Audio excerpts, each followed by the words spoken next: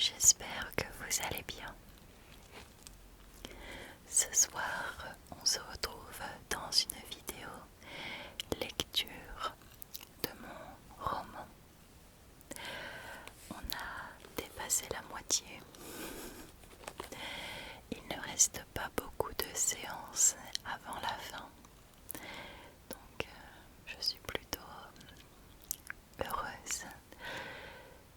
Surtout parce que malheureusement, je ne pourrai pas vous lire mon deuxième roman qui sort d'ici quelques semaines, car certains passages du roman ne sont pas appropriés pour YouTube, donc profitez bien de la lecture de Trauma à partager parce que malheureusement je ne pourrai pas répéter la chose avec entre deux lignes. Voilà. Alors, nous nous en étions arrêtés la séance précédente à une dispute que Alice a eue avec sa mère au sujet de Tom et de Michael. Par la suite, on a un peu suivi la journée de Michael jusqu'à ce qu'elle soit bouleversée par l'arrivée de Alice, pieds nus et complètement bouleversée. Cependant, histoire de lui changer les idées, il lui propose de regarder un film et ils s'accordent tous les deux à regarder le film préféré de Dahlia, qui est Autant en emporte le vent. Voilà, et on s'en était arrêté au moment où le film commençait et nos deux protagonistes s'étaient installés confortablement sur le canapé avec quelques petites gourmandises à grignoter. Bien, on va pouvoir continuer donc. J'enlève le marque-page.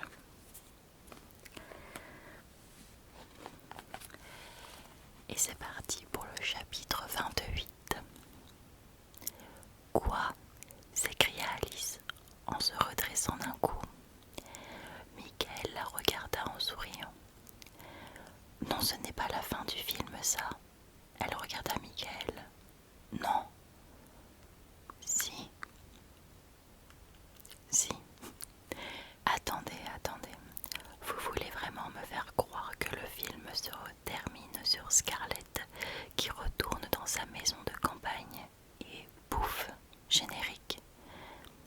C'est ça, lui répondit-il en riant. Mais ça n'a aucun sens. Au contraire, ma chère, c'est bourré de sens. Alors je n'ai absolument rien compris au film. Tara est son repère, sa force. Après tout ce qu'elle a vécu, c'est la seule chose qui n'a jamais failli. Et elle y retourne pour y puiser son courage d'antan. Mais il doit y avoir une suite, non ? Non. Mais on ne sait pas si elle a réussi à le reconquérir.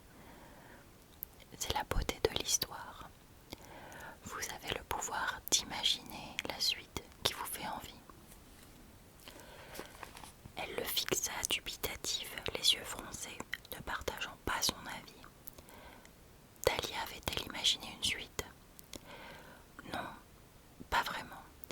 Cependant, elle m'avait confié que, selon elle, Scarlett réussirait à reconquérir Red, qu'ils emménageraient ensemble à Tara et auraient d'autres enfants. Elle resta silencieuse un moment, considérant la vision de la jeune femme, puis répondit en souriant. Je pense qu'elle avait raison. Michael se leva et emporta le plateau dans la cuisine. Il regarda l'heure sur l'horloge accrochée au mur. 19 heures. Il commença à nettoyer la vaisselle quand soudain il ressentit une douleur aiguë au niveau de sa poitrine. Il fronça les sourcils et gémit de douleur tout en plaçant sa main au niveau de son cœur. Quelques secondes plus tard, la douleur disparut d'elle-même. Il tenta d'analyser ce qu'il venait de se passer, n'ayant jamais ressenti cela auparavant, mais fut interrompu dans ses pensées par Alice, qui venait de rentrer dans la cuisine.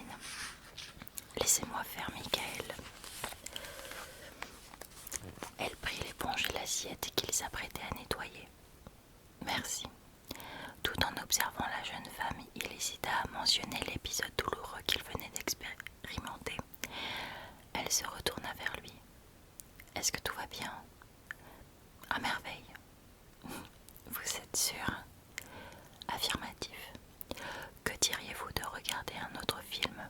fois cela terminé.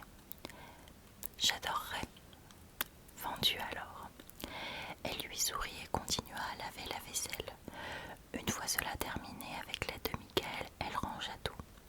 Ils retournèrent ensemble dans le salon et il commença à allumer un feu de cheminée pendant que la jeune femme passait en revue toutes les cassettes de son patient afin de trouver un film à regarder. Cependant, absorbée dans ses recherches, elle ne constata pas la scène qui se déroulait juste derrière elle.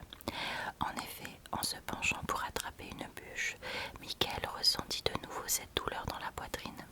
Il plaça machinalement sa main sur son cœur et tenta de son mieux de cacher sa souffrance en étouffant un gémissement. « Vous n'avez que des vieux films ?» ?»« Oui, » répondit le vieil homme en grimaçant de douleur. « Vous savez, aujourd'hui il existe des plateformes qui proposent un large catalogue de séries et de films plus récents, se moqua-t-elle. Mais il ne répondit pas. Cette fois la douleur était plus intense et n'avait pas l'air de vouloir s'estomper de sitôt. « Vous n'avez jamais songé à passer, je ne sais pas moi, au DVD ?» ?»« Non, dit-il à bout de souffle. »« Ah, j'ai trouvé notre prochain film. » Michael était toujours accroupi au sol, devant le tas de bûches, tentant de respirer du mieux qu'il pouvait pour faire passer la douleur. Pour n'éveiller aucun soupçon, il feignit une voix enjouée. « Dites-moi, Charlie et la chocolaterie. Je n'ai vu que la version de Tim Burton. C'était notre film préféré à mon père, Angela et moi, mais je n'ai jamais vu celui avec Jenny Wilder. » Elle inséra la cassette dans le magnétoscope. Après une poignée de secondes, Alice se retourna enfin vers Michael et remarqua la détresse de ce dernier. Elle accourut et s'accroupit à ses côtés. « Hey, est-ce que ça va ?»« Oui, juste un petit coup de fatigue, » dit-il en souriant. La jeune femme considéra son patient un bref instant. « Et maintenant la vérité ?» Il soupira et leva ses yeux vers Alice. « Juste une petite douleur au thorax, rien de bien méchant. » Peu convaincue par les explications de Michael, elle se releva soudainement, attrapa son téléphone et alors qu'elle s'apprêtait à composer le numéro du SAMU, il l'interpella. « Alice, je vous en prie, je vais bien, j'ai juste besoin de repos. »« Non, » dit-elle d'une voix tremblante. Michael trouva la force de se relever, se dirigea vers la jeune femme et lui prit le téléphone des mains. Il remarqua l'inquiétude dans ses yeux et, afin de la rassurer, plaisanta. « Vous savez, vous m'avez interrompu alors que je me préparais à ma sieste digestive. Je suis un vieil homme de 77 ans. J'ai besoin de ma sieste. » Alice ne put s'empêcher de sourire. « C'est juste un petit coup de mou, rien de plus. » Tout en soupirant, elle reprit son téléphone des mains de Michael et le rangea dans son sac. « Vous avez toujours mal ?»« Non, la douleur est passée. » Elle fronça les sourcils. Elle ne savait pas si elle devait le croire ou non. Alors, elle tendit son auriculaire vers lui en serrant le reste de ses doigts en poing et demanda « Promesse du petit doigt ?» Le vieil homme sourit, crocheta son auriculaire à celui de la jeune femme et répondit « Promis, promesse du petit doigt. »« D'accord. Je pense que je vais partir alors. »« Non, je vous en prie, restez. Nous avons un film à regarder. Vous n'avez jamais vu cette version en plus. »« Non, Michael, le coupa-t-elle. Je vais vous laisser vous reposer. Vous êtes un vieux monsieur de 77 ans après tout. » Michael ne répondit pas et se contenta de sourire. « Mais si la douleur revient, vous m'appelez tout de suite, » ordonna-t-elle en fronçant les sourcils. « Promis. »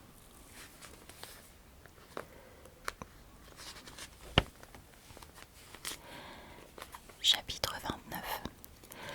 Lorsqu'elle entra dans son appartement, elle trouva Tom debout au milieu de la pièce, son téléphone à l'oreille. À peine avait-elle refermé la porte que ce dernier se tourna et la fusilla du regard. « Elle vient de rentrer. Je vous laisse.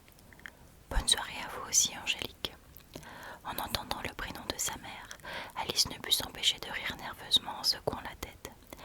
Elle remarqua que Tom ne la quittait pas des yeux lorsqu'elle enleva son manteau et ses chaussures. Après une dizaine de secondes, il demanda la mâchoire serrée. « Où étais-tu »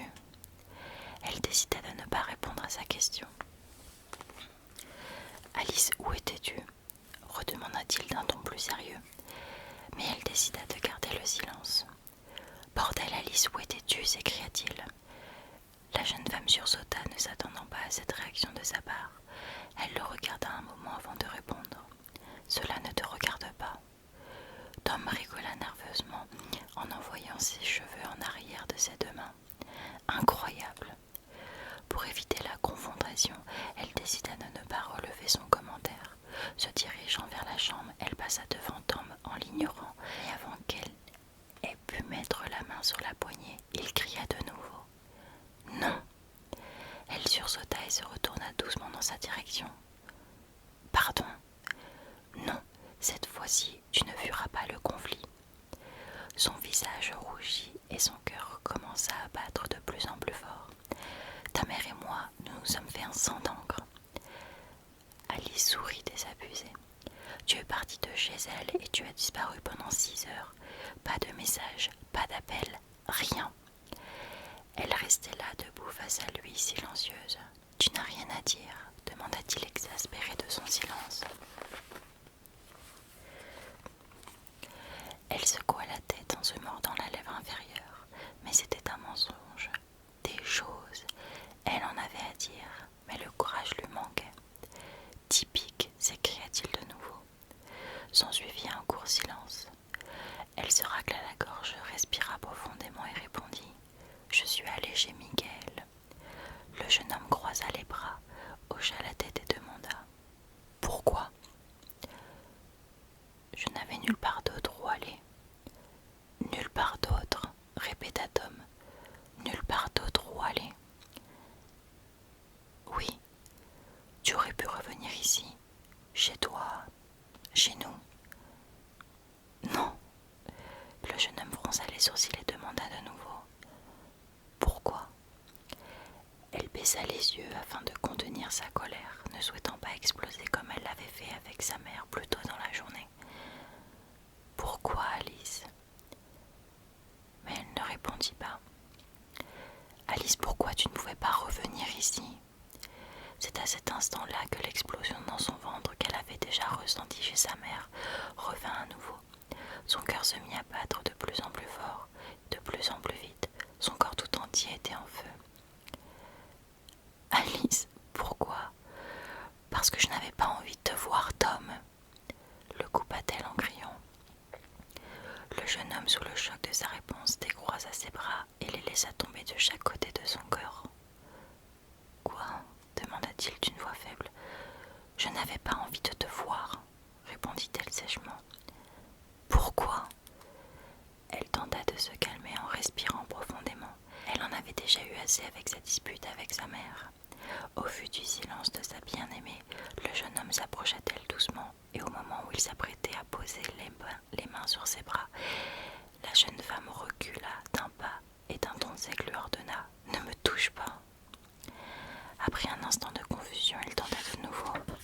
« Alice !»« Non, Tom, non. Tu as appelé ma mère en lui disant que j'avais un amant, que Michael était mon amant. Putain, mais comment peux-tu croire que je sois capable de te faire une chose pareille ?» Comprenant qu'il était sûrement allé trop loin, il ne tenta pas de se défendre et demeura silencieux. « Tu dois avoir une bien piètre opinion de moi si tu penses que je pourrais te faire ça, » dit-elle en riant nerveusement. Tom se retourna et passa de nouveau ses mains dans ses cheveux. Toujours remplie de colère, Alice décida de le piquer au vif en demandant sarcastiquement « Qui fuit le conflit maintenant ?» Et à son tour, Tom explosa. « C'est ça que tu veux, Alice ? Un conflit ? Parce que crois-moi, j'en ai des choses à dire. »« Eh bien, vas-y, parle !» le provoqua-t-elle de nouveau. Ils se regardèrent en silence, le regard noir, les dents serrées, avant que Tom ne reprenne. « Je ne m'excuserai pas d'avoir cru que tu avais une liaison avec ton patient. Bien sûr, un cancéreux de 77 ans, tout à fait mon genre, » répondit-elle en levant les bras au ciel. « Des sarcasmes, vraiment. » La jeune femme resta silencieuse en le regardant avec un sourire narquois. « Donc si j'ai bien compris avec toi, c'est au choix, ou un silence assourdissant, ou des remarques sarcastiques. » Elle resta silencieuse, ne sachant pas quoi répondre. Merde Alice, on ne peut plus continuer comme ça. Comme quoi? Comme ça, toi et moi, à vivre comme des étrangers, à cohabiter, à s'éviter tout le temps, à ne pas se parler. Le sourire de la jeune femme disparut. Elle ressentit une boule se former dans sa gorge et les larmes coulaient sur son visage. Tu es heureuse, là, tout de suite maintenant. Elle fondit en larmes et couvrit son visage de ses mains. Alice, j'ai besoin de savoir. J'ai besoin que tu me répondes. Elle secoua la tête, refusant de répondre à sa question. Tom décida de s'approcher d'elle. Il attrapa doucement ses poignets pour qu'elle découvre son visage. Il essuya les larmes et enveloppa son visage de ses mains. Il plongea son regard dans le sien et demanda doucement: Alice, veux-tu m'épouser? À ce moment précis, Alice repensait à tous les moments qu'elle et Tom avaient passés ensemble. Elle se souvenait de cette fête durant laquelle ils s'étaient rencontrés. Elle était immédiatement tombée sur son charme, mais n'avait pas eu le courage de l'aborder. Heureusement, lui l'avait trouvée. Elle se remémora leur premier rendez-vous dans le parc, leur longue conversation au téléphone jusqu'à tard le soir, voire toute la nuit, leur virée en voiture au coucher du soleil, leur premier baiser, leur premier je t'aime. Elle se rappelait les papillons dans le ventre lorsqu'elle le voyait dans sa voiture devant chez elle. Elle pouvait sentir la chaleur de sa main dans la sienne lorsqu'il se promenait, le sentiment de sécurité lorsqu'elle s'endormait au creux de ses bras la nuit. Elle entendait parfaitement tous les éclats de rire qu'ils avaient partagés. Elle revoyait parfaitement toutes les fois où ils avaient cuisiné ensemble, où ils s'étaient endormis ensemble, sous une couverture, sur le canapé, en regardant un film ou un épisode d'une série. Elle revivait intérieurement les 7 dernières années de sa vie à ses côtés. Après une longue pause, elle aperçut des larmes qui coulaient le long du visage de Tom. Il se racla la gorge, entrouvrit les lèvres, toujours le regard plongé dans celui de la jeune femme, et laissa échapper: Alice, réponds-moi s'il te plaît. Veux-tu te marier avec moi? Elle ferma les yeux de toutes ses forces, éclata en sanglots, secoua la tête et couvrit de nouveau son visage avec ses mains. Tom libéra le visage de la jeune femme, baissa les yeux et recula d'un pas en arrière en soupirant longuement. La voilà sa réponse. Il lui avait fallu attendre près de 3 mois, mais au moins maintenant, il savait qu'Alice ne deviendrait pas sa femme. Quand la jeune femme rouvrit les yeux, elle vit Tom, ses chaussures à la main et son manteau sur le dos. Où est-ce que tu vas? Sanglota-t-elle. Je ne peux pas rester là. Je vais passer la nuit chez un ami et je reviendrai récupérer mes affaires demain dans la journée. Alors, c'est fini. C'est fini. Il referma la porte derrière lui. Voilà.